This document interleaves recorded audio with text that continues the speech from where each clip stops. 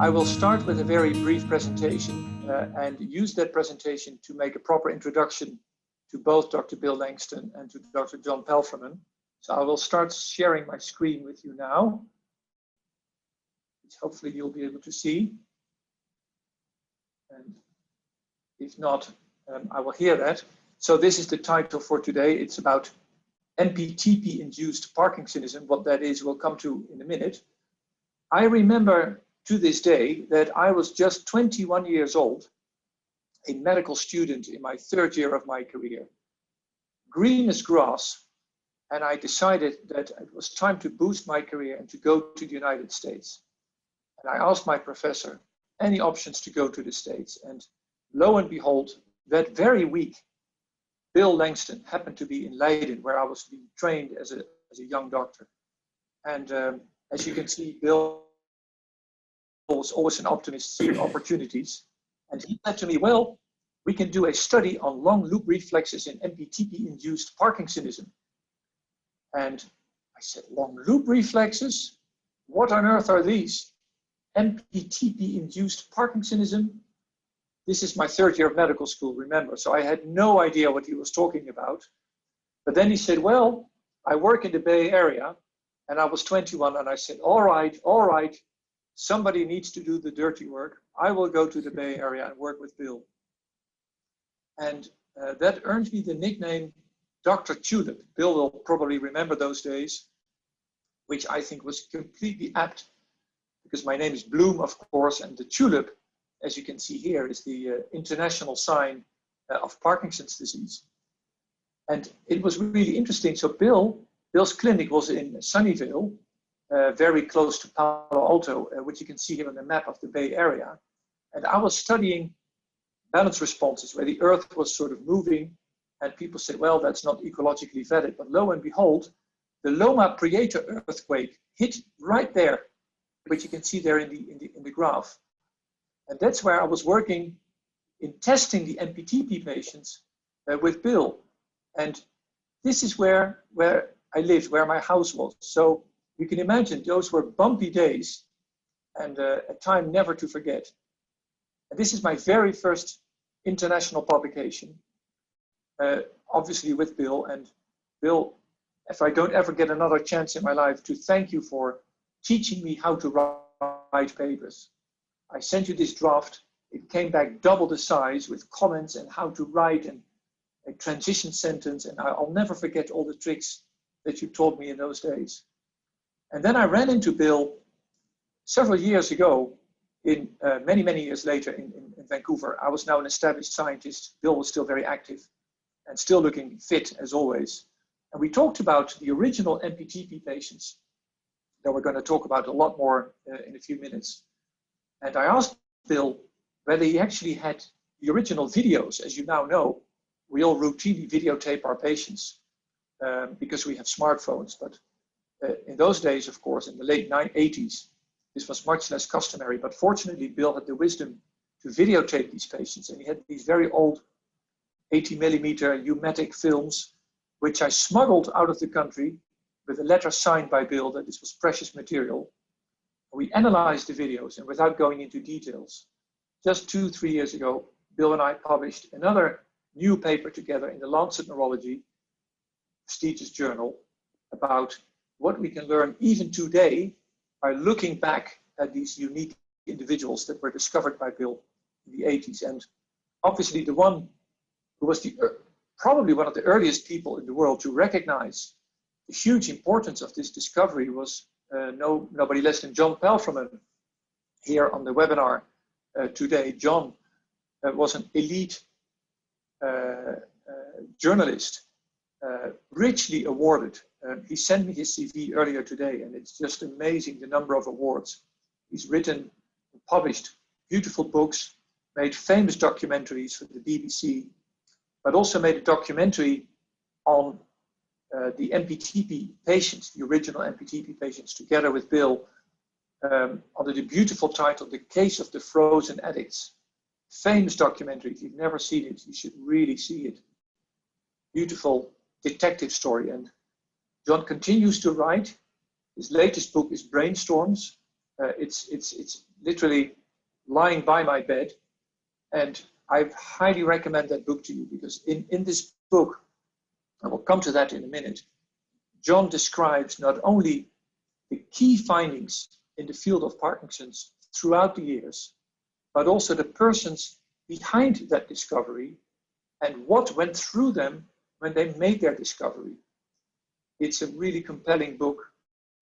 Once you start reading, you won't stop reading. I highly recommend it to you. And just quickly in closing, the main reason why we are here is that unfortunately, Parkinson's disease is the fastest growing neurological condition on the planet. This is a paper I did with Ray Dorsey in JAMA Neurology not too long ago, based on epidemiological findings on a world survey of neurological diseases. And what is so disconcerting and an important topic for the debate today is that we now increasingly realize, and probably Bill was one of the first to recognize this properly, is that Parkinson's disease is maybe not entirely, but to a large extent, a man-made disease. Pesticides, trichloroethylene, and other toxic compounds in our environment explain the fast rise in new numbers of people with Parkinson's. And this is all laid down in the book Ending Parkinson's Disease, and we are organizing this series of webcasts on behalf of the book Ending Parkinson's Disease with Ray Dorsey, Todd Shearer, and Michael Oken. You can order the book here. I hope you will read the book, buy the book, and hopefully enjoy the book and sign the pact. Our pact is for prevention, activism, better care, and better treatment for people with Parkinson's. I'm not promoting my self-income, because all proceeds are devoted to efforts to end Parkinson's disease. We're not making any personal profits here, but we're donating all our proceeds to the greater cause. So I'll leave it there, stop sharing the screen, and return to my two esteemed guests for today. And Bill, to start with you, and you should probably unmute your microphone. I'm just curious, tell me about the young boy, Bill. Did you also had you always wanted to become a doctor? Was this always on your path? Yeah, it probably was quite early on. I actually wondered about that myself. We did have a couple of medical tragedies in our family when I was growing up, and I was around doctors a lot. And it didn't occur to me until many years later that would have influenced my career. But looking back now, many years later, I think that's probably what shaped me, being around these physicians who were incredible, taking care of my parents. Really, that was a little kid, pretty inspiring. And another personal story, we lived in Galveston, Texas at the time, and that was at the height of the polio epidemic, and my brother lost an arm to polio, completely paralyzed. And if you're a good analyst and try to put it together, that's a neurologic issue. And so when I look back, I think maybe those did shape me. I had in college a real dilemma. I can remember thinking very hard, well, should I go into law, or my family advised me to go into a profession, or medicine? And the thing that actually tipped me between those two was in law. I knew some lawyers. There's always somebody that loses. Usually they're very unhappy. It's a battle. In medicine, in research at least, it's very different. Well, in clinic too, really. It's you, the doctor, against a disease. And everyone is pulling for the doctor or the research. Everyone wants the disease to lose. So you kind of have that's a much nicer environment than when there's always an opponent, an adversary. And all those kind of ended up making my decision to go into medicine, which I have never regretted. Yeah, and prior to your famous MPTP discovery, was Parkinson's already an area of interest to you, or that just happened to you? It just happened. I didn't know anything particular about Parkinson's. I was a producer for the BBC in England, and I was sent over to Boston to help them start a new series called Nova. And I picked the story I picked. I was there to make a film in 6 months, and the story I picked was this one that Bill had been involved in. It was just journalists are looking for stories, and this stories have characters, scenes, conflict, and resolution. And this story had everything. It was in the genre of what documentary makers call medical detective stories, where you had a mystery, what was causing the problems of these San Jose drug abusers, and then the detectives like Bill, whose job was to figure it out. And it's a wonderful form, and what made it even better is that Bill is a natural raconteur. He loves telling stories. He loves hearing stories as well. You know, he recycles them, and he really enjoyed telling his story. And it was a story that a journalist would die for. And yeah. So for the folks at home, so John was the producer of the famous documentary, The Frozen Addict, but through a twist of fate, many years later, he developed Parkinson's disease himself. And John, would you say that you maybe recognized the disease in yourself maybe earlier than somebody else did, because you had been involved in the topic so intimately before? Yeah, I was suspicious before, because I noticed my arms weren't swinging as naturally by my side. And I had a couple of episodes where people would say, I'd been at a dinner party and I felt everything was normal, but they'd say you were a bit off tonight, you know, indicating a sort of a kind of weird depression. Yeah. So there were signs, and there was a tremor, but my mother had essential tremor, so I was thinking that that's all it was. But when I discovered it, it's very ironic, because Parkinson's has been involved in my life one way or another all the way through.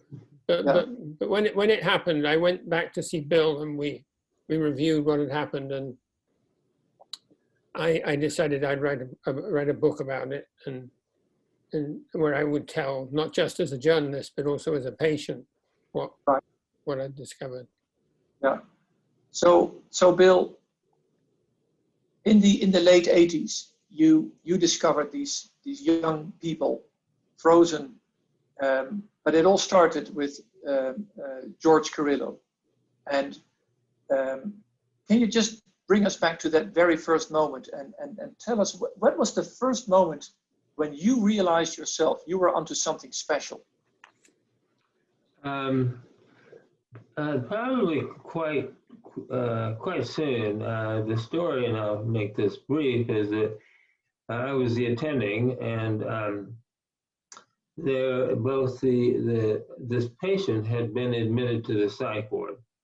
He was sent over from the jail, and in the ER, and there's a really interesting story there too if we have time, they had finally decided it was catatonic schizophrenia, quote unquote. And the patient was put on a locked psychiatric ward. The residents on that ward called for a neurology consultation. So we had a group of psych residents and neurology residents and medical students down there seeing the patient, and a real brouhaha had broken out. There was a huge argument. The psychiatrist thought it was neurologic, and the neurologist thought it was psychiatric. These are the trainees. So I was in the middle of something, and I got called down to educate, which I did. And I went down and saw the patient, and boy, he sure looked catatonic. But within about probably 2 minutes, I knew it wasn't that. And the reason is, and I think the neurologists listening will enjoy this, I had seen catatonic schizophrenia before. This is one of the few places you would see it. And when you test tone in a catatonic, you literally can feel they're actively resisting you. They're tight, they're rigid, but it's you can actually feel they're tightening up and resisting. This patient had classic cogwheel rigidity. Excellent. And having known that you don't see that in catatonia, I immediately knew this was neurologic, disappointing my residents, going with the psych group, and that it was something extremely unusual. It had developed over 3 days, you know, what does that? That's not, Parkinson's doesn't develop over 3 days in all the features of motoric Parkinson's. Can I ask, Bill, were there at that time known to be early onset cases of Parkinson's? I would say, I just can't quite remember that I mean, now we know a lot more about that. They were very rare, but that wasn't the key. The key was the speed at which it developed, because certainly they were known. Some post-encephalitics, you know, I think some younger people came down with that after the great 1918, 1920 pandemic. So it was really the speed, and the age was kind of, it wasn't really young. It was I think 42 at the time, 43. But it was the speed, full blown. That was either a drug, a toxin of some sort, or something unknown. And it was symmetric. It wasn't like a stroke or anything like that. So I knew we had a real first-class mystery on our hands at that point. And then, of course, you discovered more similar cases, and finding as a common denominator that these were all drug addicts. Mm-hmm. And then you started, as a real detective, the search for the guy who had the brewer of the. And can you tell the people, because it's such a beautiful story, that your trip to the library. Oh yeah. And the book. Yeah, that was interesting. That the way, and you tell me if I'm going on too long, but we actually were able to get samples of this substance at this. Well, first of all, we had I didn't want to do it, but the hospital called a news conference and to announce this, and the only thing we could put together was heroin users. There were different areas of the Northern California they came from. A couple of families, but some no relationship to each other. So we had a news conference, much to my chagrin. We still have a video of that too. And that got us more cases. People saw it and we got calls, started getting more cases. That led us to getting more samples of the substance they were using. We finally, working with the chemist, Ian Irwin, were able to do a mass spec and get the exact structure of this, the composition of this chemical, but it was not in any library. Back then, you couldn't go online and look up any mass spec of any substance. And when we wrote, I think it was the FBI or the Drug Enforcement Agency in Washington, they had no record of this. So we had an unknown substance on our hands. And so we knew what was going on, but this whole thing was written up in the Sunday local paper, and a chemist from a crime lab called us, and she said, I think I read about a case like this 10 years ago. You might be interested, and she gave me the reference. And that led me to a paper from NIH where they had a case that was very similar. And what was interesting about that was they had identified the compound, but they hadn't been able to figure out what it was actually, what was the actually offending agent. So we got the compound, and I found out eventually that had been synthesized by Albert Ziering in 1947 as a drug to be used to synthesize new narcotics. So I went up to the famous Lane Library. I don't know if any of you have been in it, but it's one of those that has these great giant rolling stacks, so you have to move them back and forth with a button and to get to the right one. And I went in and found that issue, the Journal of Biochemistry. Well, I'm really going to learn about this compound now and what it does. We finally got it. And I'll never forget this moment. I got to pull the journal out, opened it to the correct page, and it had been, that whole article had been very carefully razor bladed out. It was gone. And whoever the culprit making this stuff was, that's where they got the formula and the synthetic pathway. And he was telling me maybe it was so he could cut the opposition down and no one else could read it. I don't know. But I felt like I had just crossed footsteps with him. And at that moment, I transformed into a murder mystery because it would have been very easy for anyone at one of the end of those two giant rolling bookshelves to push the button and I would have been crushed. Yeah. So now I was really in my heart, oh my God, is he here? Is he watching me? It was a very strange experience. So this other case which was discovered in the 70s, involved a college student whose father was a diplomat, and they gave him a chemistry set, to encourage useful hobbies. And he said about making Demerol type substances, he went into the literature and his apparatus was preserved. So one of the ways later you were able to find out what it was that he'd left some residue. The synthesis had been done incorrectly, and that's what led to the MPTP. Yeah. So John, in your book, as I said to the audience, you describe not only the discoveries but also the people behind the discoveries. Bill identifies himself here more or less as a murder detective. How would you describe Bill from how you've come to know him when making the documentary? Well, there's a famous quote by not Pascal, by the man who Pasteur, who says,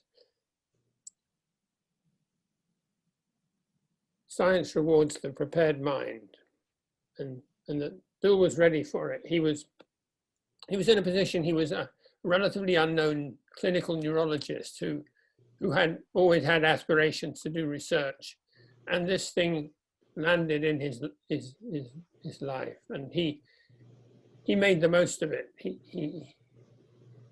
You could imagine not everybody in your team was as fascinated as you with it, and some of them just let it, like Phil Ballard, Phil Ballard, went on to other things. But here was this extraordinary thing, and Bill was able to see what was dramatic about it. But it was it's also the messiness of biochemical research. But the case in NIH, the 70s case, the Barry Kitson case, when one of the reasons it was in an obscure journal was that they tried to publish it, and it was a single case, and they sent it off to the New England Journal of Medicine, and the New England Journal of Medicine said, we don't publish single cases.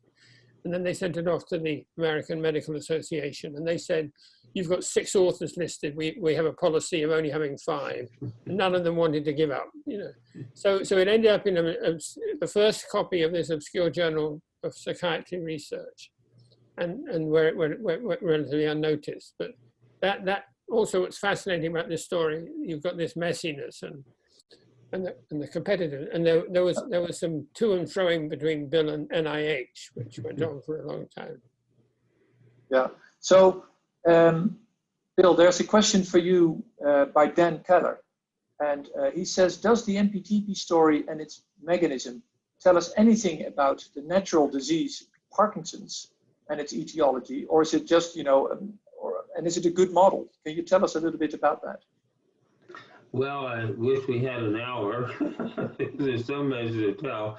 I'll trim it way down to, it's had a huge impact, not only directly, but indirectly. First of all, it gave us the first really good animal model of disease. One of the first things I learned when I started my neurology residency was there was no good animal model for Parkinson's. We have one in the rodent all the way, actually in flies and worms for that matter. But the primate model is really awesome. I mean, a neurologist sees a a non-human primate with MPTP Parkinson's, and they'll just gasp because it is the disease. And there's an argument about how good a predictor of neural protection that is using MPTP. But boy, phenomenologically, they get the symptoms and they respond to levodopa. And you can try out a new drug, and as quick as you can get, animal approval, instead of 10 years to get a new drug into humans. So right there, it was a big step forward. In fact, primates are using the vaccine testing right now. They're really quite powerful if you can get that far. So we have an animal model, first time. That's where the DVS came from. We discovered the STN, and Mayland DeLong did. So just in that alone, there have been some huge steps. Number two is it stimulated a huge renaissance in epidemiology and PD, the environmental hypothesis. MPTP is a simple molecule. It's quite similar to paraquat, which is widely used around the world to kill crops by farmers. But so there's still major work in that whole field, which was pretty much quiescent at the time, looking for environmental clues to Parkinson's. So that was a whole new movement. The last one, of course, is we had this incredible tool to study neurodegeneration. We can take the cultured cells and neurons, you can test it directly on cells, you can test it in animals.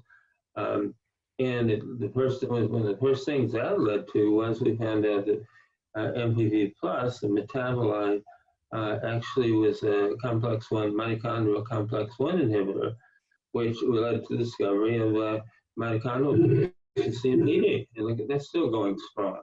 So everywhere you look, there's new directions. That it was huge. It was listed by Neurology as one of the, I think, top discoveries of that decade. One question that some people have is, well, how good is it for studying disease protection? In other words, can you prevent the disease? Everyone knows the MLV story. And I think, that the word's still out on that. Symptomatic is tremendous, looking at the drugs that help symptoms. It definitely has helped us with mechanisms. Will it lead to our holy grail of finding a drug that halts or stops the disease? But I don't know. So if you wrap it up, it's impressive. We now have an animal model. We have new insights into the etiology of Parkinson's, and in particular, the environmental issues. We have models to test new disease-modifying compounds like MAO-B inhibitors. We can test DBS. So, John, I think this is a major, major, major discovery. And I have an opinion about the question that I'm going to ask you, and I'm asking you and not Bill, is this worthy of a Nobel Prize? This compound work and the impact it's had on neurology, on the field, the detective story, Bill's persistence, his perseverance, is this Nobel Prize work? It's hard to say, because I view Parkinson's disease research as a patient as well as a journalist now, and I'm impressed about all the. This has been a major breakthrough, and it's revolutionized research.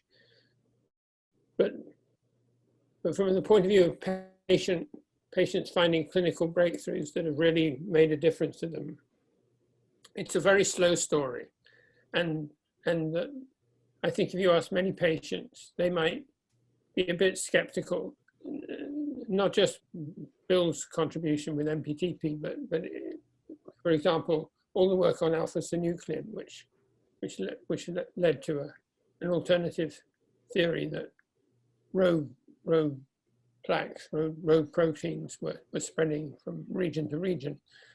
And you've got to deal with the fact that with Parkinson's and Alzheimer's, there's been some major setbacks, that a lot of the drugs that look like people were excited about haven't worked. And so I temper my enthusiasm. I have no doubt that Bill deserves the Nobel Prize, but it would probably have to be drawn from MPTP and a couple of other contributions to Parkinson. Right. That is beautifully said. So, Best if I could make one comment. you can, of course. I have told very few people this, but I was nominated. So I wouldn't tell people that until Stan Prisner went around saying, "Oh, I was nominated. I was nominated." Then he got it, of course. But yeah, I was nominated. Well, I'm just raising the question to indicate that how deeply impressed I am about the quality of the work and the impact. So there's a question. It's an astonishing story. I mean, it's become a legend in the field. And as I travel around talking to scientists, I see copies of our book on the shelf, and it's been fantastic. It's one of the most interesting things to happen, and it shows. It's changed Bill's life, and it changed my life to an extent. It was one of the documentary that established my reputation as an effective journalist. And so I've paid with the irony of actually getting it, but it remains in the literature of Parkinson's one of the most important things and interesting things to happen. Yeah. So here's another question by an anonymous attendee. We're now in an area, and my country is probably the prime example of legal highs, where drugs are being legalized and being permitted, and you have all sorts of debates around it. But the question is, with this continuous generation of new drugs of abuse, do you think that this might happen again? And of course, Bill, your work has extended to the toxicity of other pleasure drugs. So can you tell us a little bit about how you look at this? Yeah, certainly. It was in the midst of this one, what was called the designer drug epoch, when people were actually changing illicit molecules that were controlled by the great drug legislation of 1970.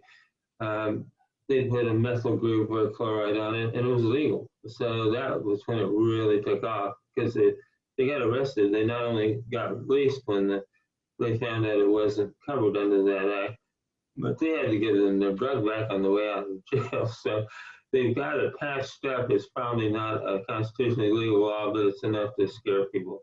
But that hasn't slowed people down. There have been several instances of MPTP breaking out again, small ones, but it has happened. Most people who read anything have the sense not to do that.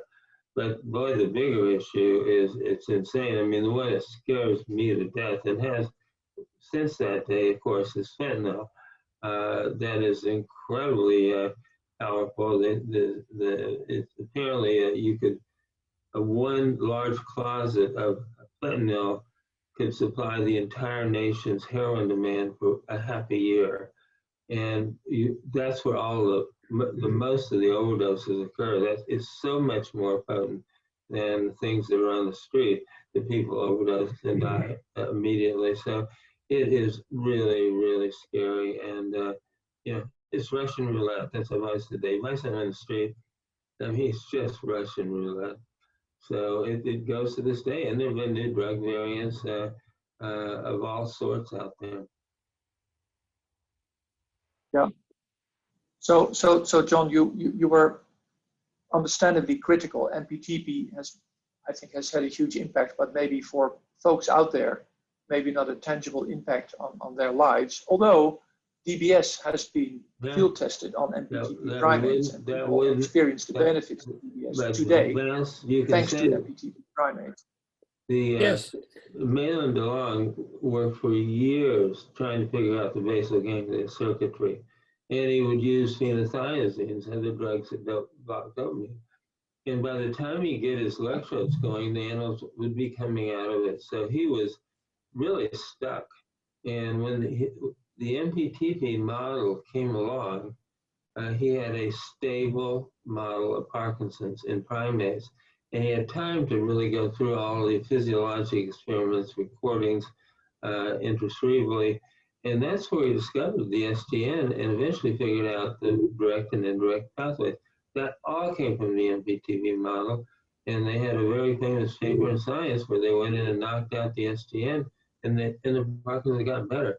So right there, that's a pretty direct route. Yeah, there's a direct link to I guess the pallidotomy. But John, my question to you would be,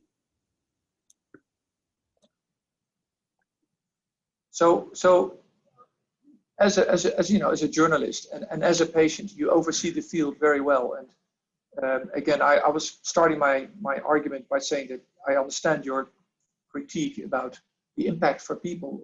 Where is your biggest hope, both as a patient and maybe also as a journalist involved in the field? Where do you see the greatest developments for the folks out there, including yourself? Well, I was very excited with the whole contorsi kindred, because that led to finding the mutation for alpha-synuclein, and this was a very credible kind of idea that these rogue molecules, rogue proteins would spread prion-like through the brain, and that you might be able to intervene. And it's a similar model of amyloid effects that's worked in Alzheimer's, which is a little further ahead. They've been doing this for a while, but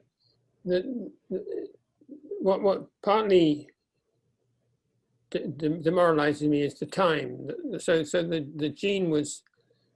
mutation was figured out in 1997 for alpha-synuclein in the contorsi kindred, and that's 30 something years ago. And so if we find out that it's not the answer, that we need to go in a different direction, that's 30 more years. And it seems to me it's between coming up with a bold idea and getting into clinical practice takes about 30 years. So if you're waiting with bated breath, you'll be disappointed. I've also noticed there seems to be and more of an interest in the cause and prevention among researchers now, because there seems to be hot territory, and that's terrific. But from the patient point of view, I always thought that more could have been done with L-DOPA. I wrote an article in the Journal for Parkinson's Disease Research called "Who Dropped the Ball with L-DOPA?" because it seemed to me that here was a fantastic discovery which hadn't really been done much with. You know, that in the time since it's been discovered, we've been to the moon, we've sequenced the human genome, we've done all these things, but the patient taking the L-DOPA is very similar. So those were my only caveats, which I realized that great progress is being made, and this is and one of the things that we all have in common is that what I call a conspiracy of hope, that basically it's in all our interests to be as positive as possible. And so when you have a story, you have scenes, you have characters, you have conflicts and resolution. And sometimes the resolution in medical stories is that scientists hope that in the next few years they will develop a cure for this. It's never the resolution. There are very few examples of slam dunks like HIV/AIDS and children's blood cancers where you really change the game. So it's a game that patients and researchers have to be patient with. Yes, no, I completely agree with that. Bill, I found a quote that you made in 2009, and I'm going to read it out to the folks here and to yourself.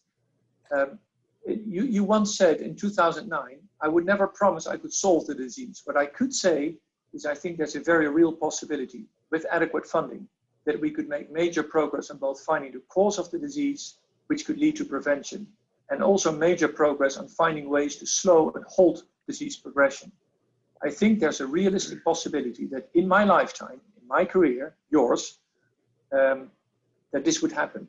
I would not have said that 10 years ago, but a cure, that I would not say.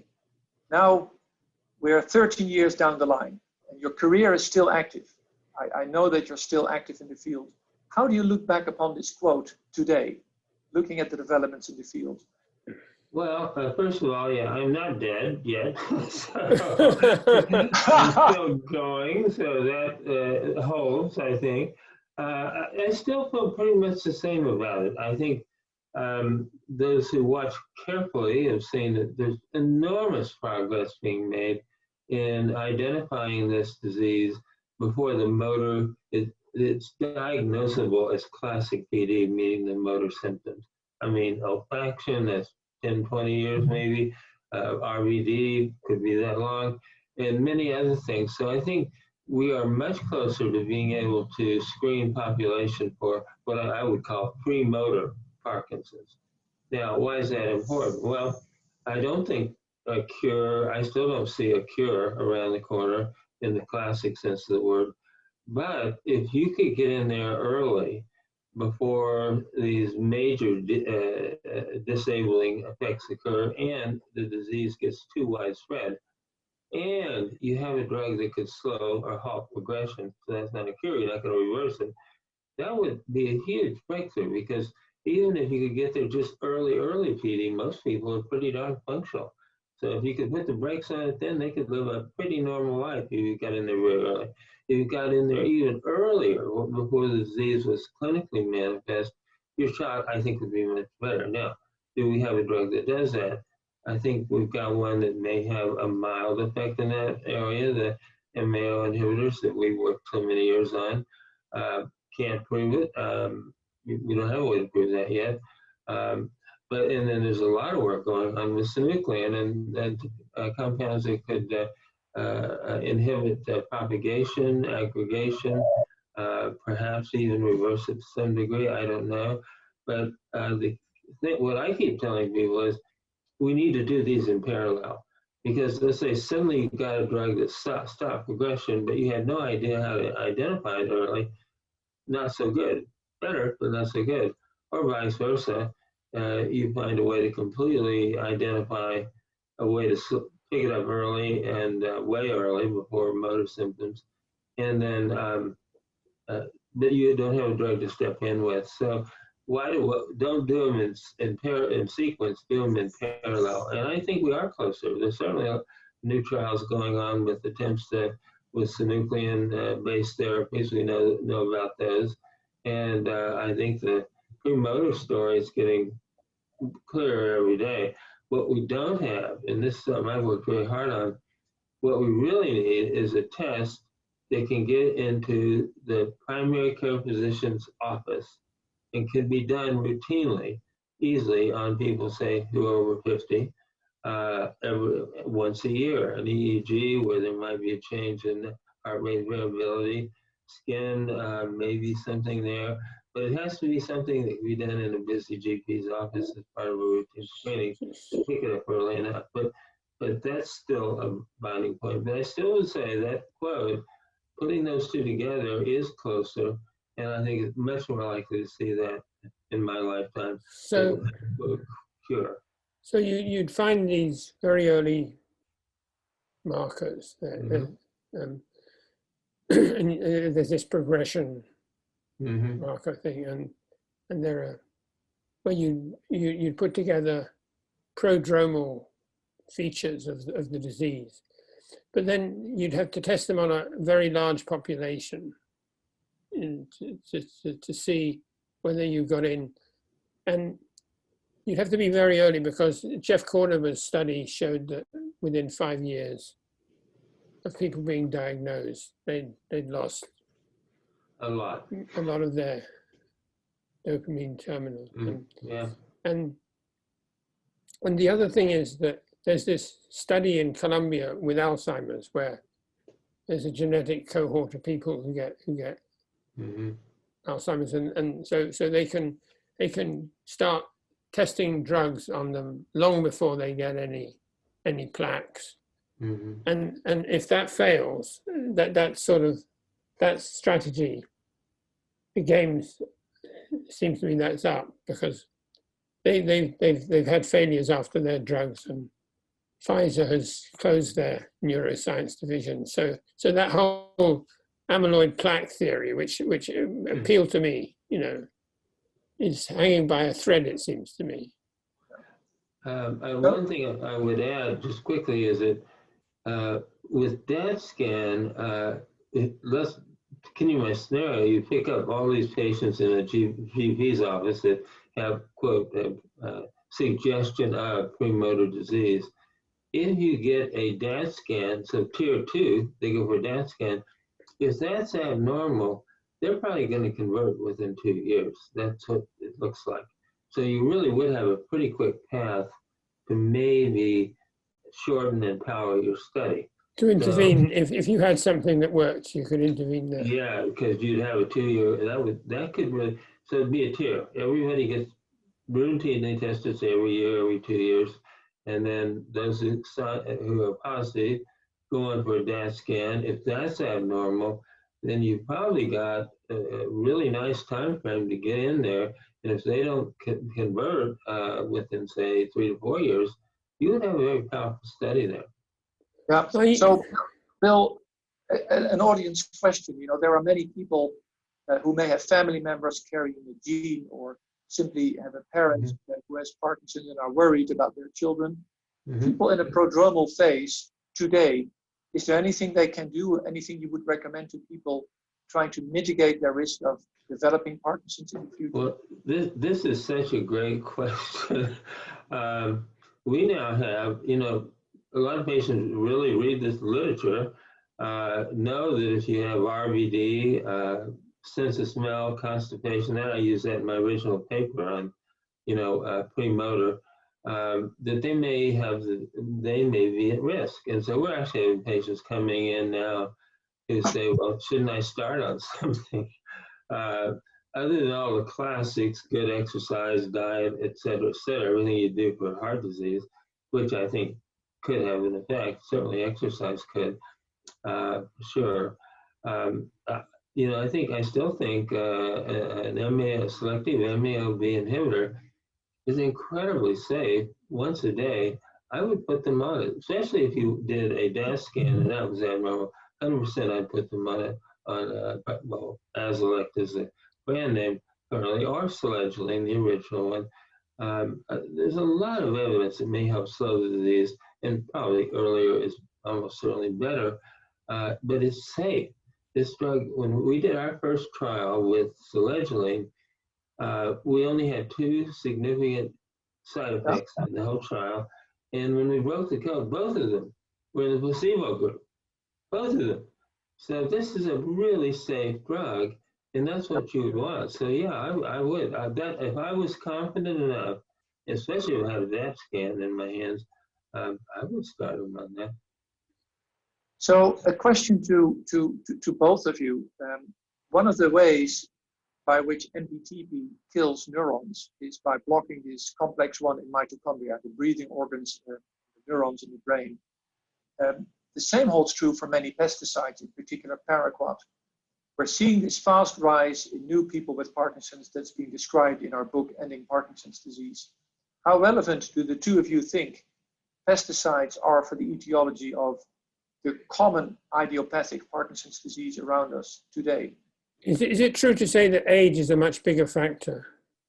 Age is definitely a factor. What is disconcerting, and this is well studied by Ray Dorsey in particular, is that after you correct for age, Alzheimer's is stabilizing. So the rise in Alzheimer patients is completely explained by aging. Stroke is diminishing because we are now better at preventing stroke after correction for age. The one and only disease in the world that is rising in incidence after correction for age is Parkinson's. So yes, age is a factor, it's a big factor, but it's not the only factor.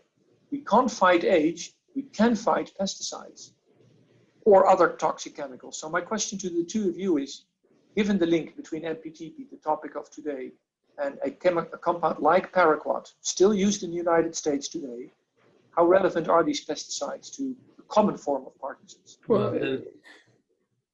Go ahead. No, you go first. Well, I mean, they seem relevant, but you've got this enormous variation among Parkinson patients about, you know, when you say, when you've met a Parkinson patient, you've met one Parkinson patient. I mean, the variation among them is enormous. And some of that is in the genetics. And so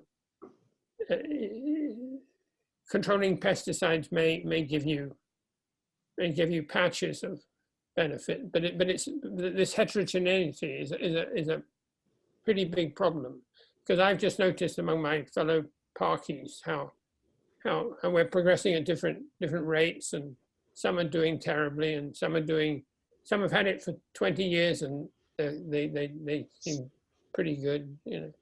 Yeah, and no, that you have to tackle with that. You're stuck with that problem.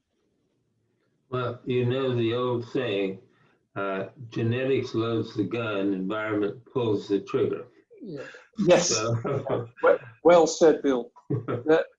The remark that obviously triggered all of us is you said, I'm far from dead, and fortunately so.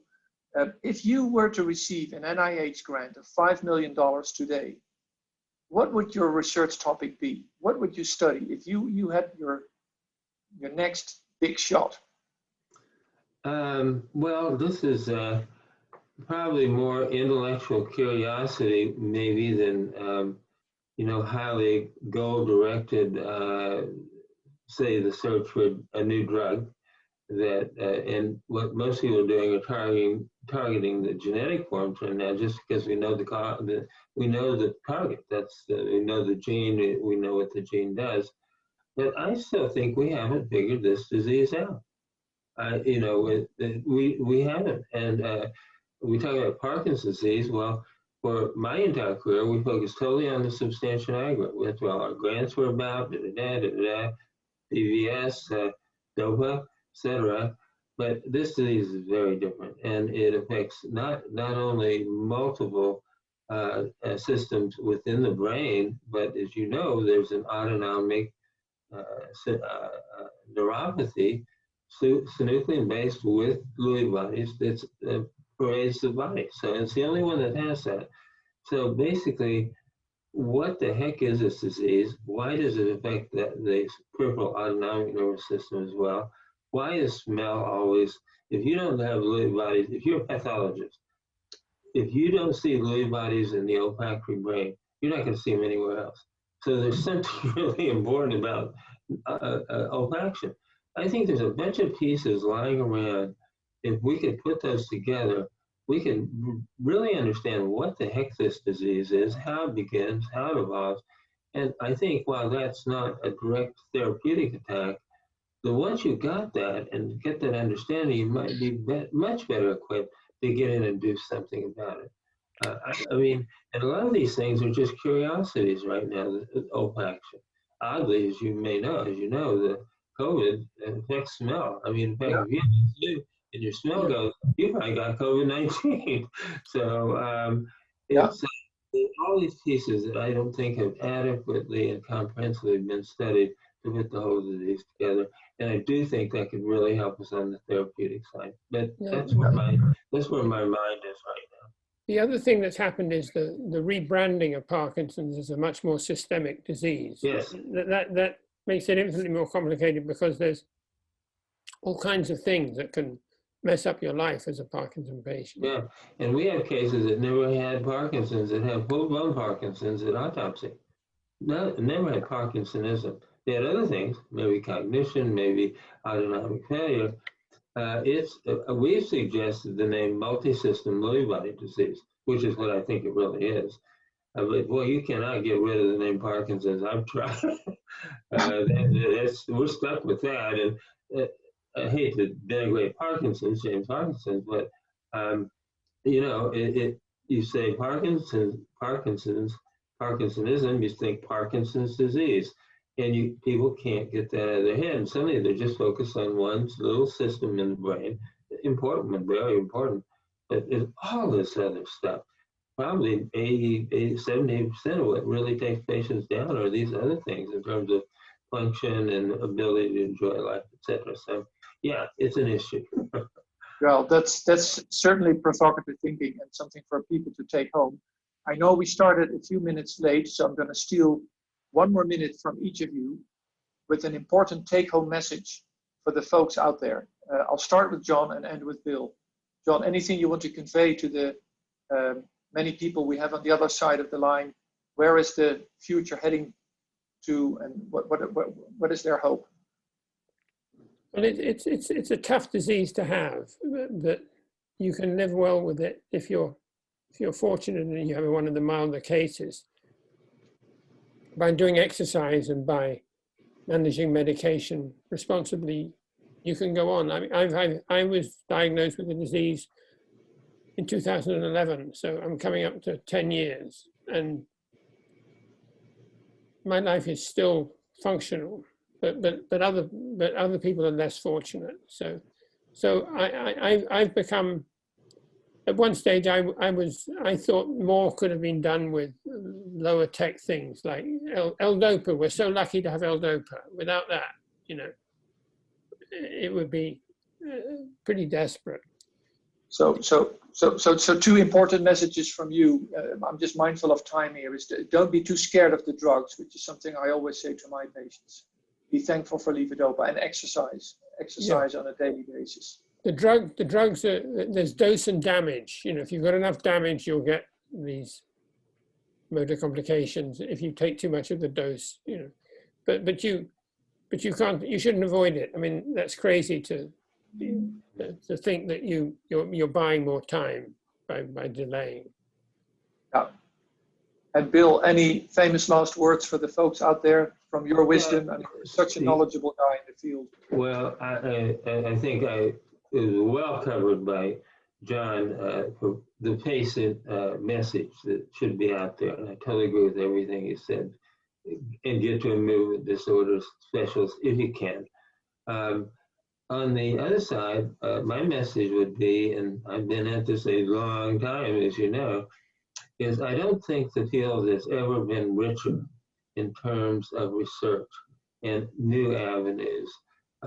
Everything we talked about, I think the trials that are going on, the better understanding of some of the physiology and the synucleinopathy that underlies it, the richness of what we have got in the labs and in the clinical trials has never been better.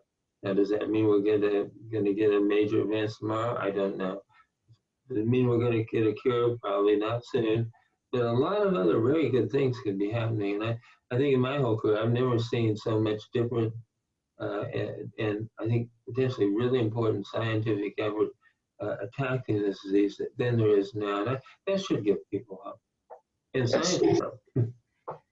Well, that's wonderful to hear from your mouth, Bill, and I completely agree. I think the field is advancing at a fast pace, and we're all hopeful for a major breakthrough. You certainly made and discovered a major breakthrough. John covered it a long time ago. I want to thank both of you, also on behalf of Professor Ray Dorsey, who's been listening in and who was deeply impressed with the interview. So also extend my thanks to you on behalf of him, of all the many people listening here today. I thought it was very insightful. Wonderful to hear your thoughts and hear the interaction between the two of you, two old friends. Wonderful, thank you so much. I hope that one day webinars like this will no longer be necessary because we've cured the disease, but I agree with Bill. The cure may be a long time away, but I think we've also heard that maybe disease modification is within the realm of possibilities, hopefully soon. So we'll keep an eye open for that. The webinars, we will continue this series. Keep an eye open on www.endingpd.org for future webinars. Yeah. And again, join me in congratulating and thanking our two wonderful speakers for today, Bill Langston and John Pelferman. Thank you, guys. And we must do this again sometime. Yeah. Yes, absolutely. This was wonderful. Thank you so much. Guys. Take care. Bye-bye. Take care. Hope to see you live soon. Bye-bye. Me too.